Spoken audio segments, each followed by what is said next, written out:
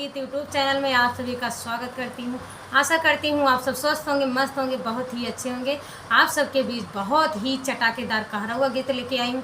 ये कहरवा गीत सुनना, अपना प्यार दुलार आशीर्वाद भरपूर देना और वीडियो को लाइक करना, सब्सक्राइब करना, कमेंट बॉक्स में ज़रूर बताना। वीडियो फुल आवाज़ करके देखना और कमेंट बॉक्स में ज़रूर बताना मेरी ये कहरवा गीत आप सबको कैसे ये कहरवा नाच गीत आप सभी को कैसे लगी, प्लीज़ आप लोग ज़रूर बताना कमेंट बॉक्स में।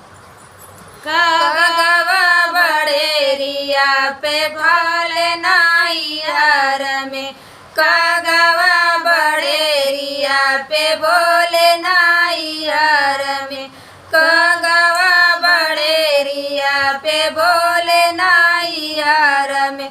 तो के तदेव कगवा दूधवा से भातवा, तो के तदेव कगऊ दूधवा से भातवा, ले आवा पिया के संदेश नाइहर में, ले आवा पिया के संदेश नाइहर में, ले आवा पिया के संदेश नाइहर में।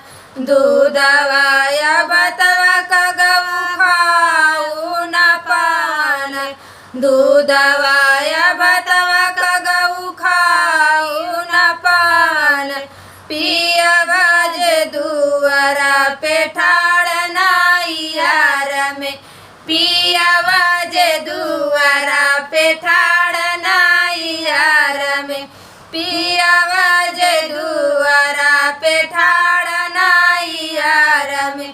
कगवा बड़ेरिया पे बोले नाइहर में, कगवा बड़ेरिया पे बोले नाइहर में।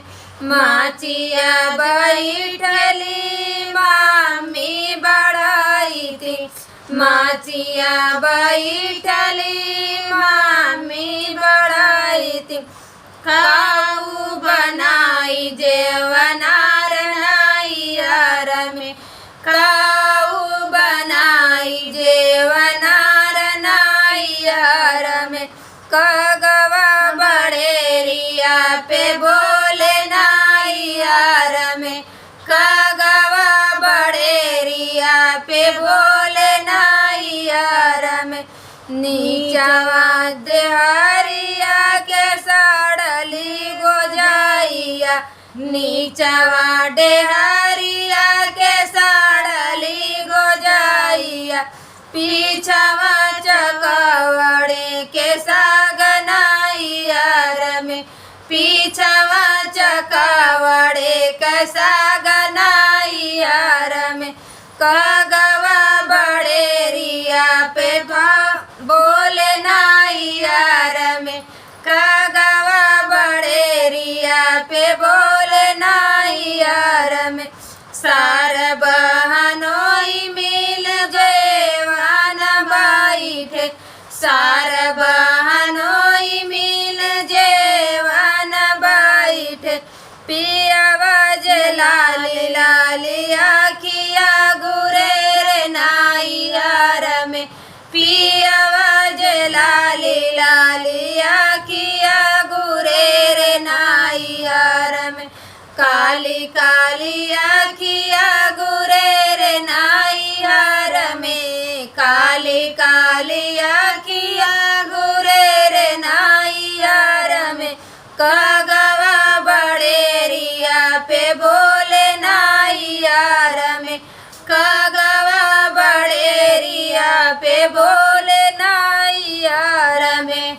माई बापाइया के लाजिया न होते, मार तो बेला नवा के मार नाइहर में, मार तो बेला नवा के मार नाइहर में। आजू के रतिया बिताऊ न पावे पियवा, आजू के रतिया बिताऊ न पावे पियवा, जे कूद डाड़वार नाइहर में, जाई कूद डाड़वार नाइहर में। कगवा